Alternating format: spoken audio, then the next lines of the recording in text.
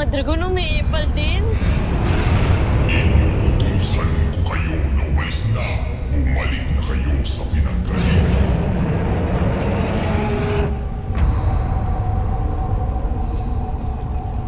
Wow ha?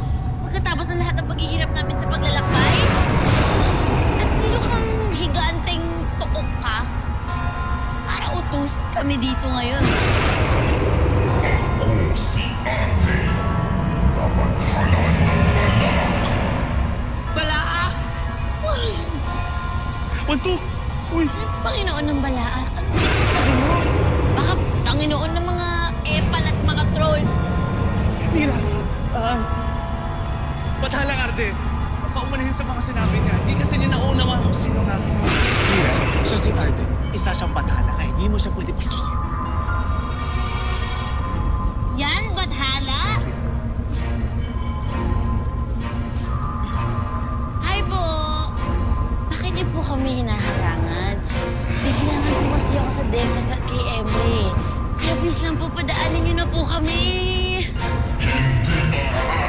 Umalis na kayo dito.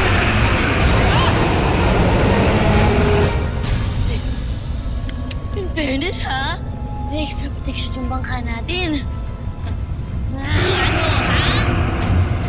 Wa-effect yung apoy-apoy mo dyan. Peke yung apoy mo. Kasing peke mo! Tira, tama na ginagalit mo!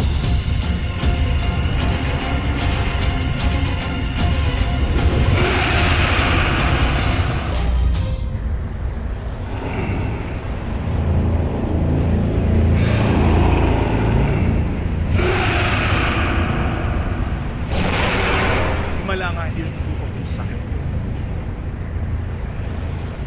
Ibig sabihin, galing talaga to sa Devas. Kay Emre. Pero nagtataka ko, kung galing din ba kay Emre yung kontrabidang batalyong dragon na yun? Hindi. Dahil magkaaway sila Emre, Arde, tsaka yung patulumang ito. Kaya naman pala tayo hinaharangan eh. Diyos ko, sira ulo pala yung dragon na kokak na yun. Hoy, ikaw!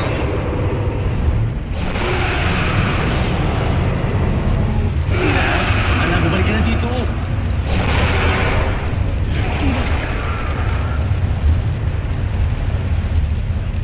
Ano bang problema mo, ha?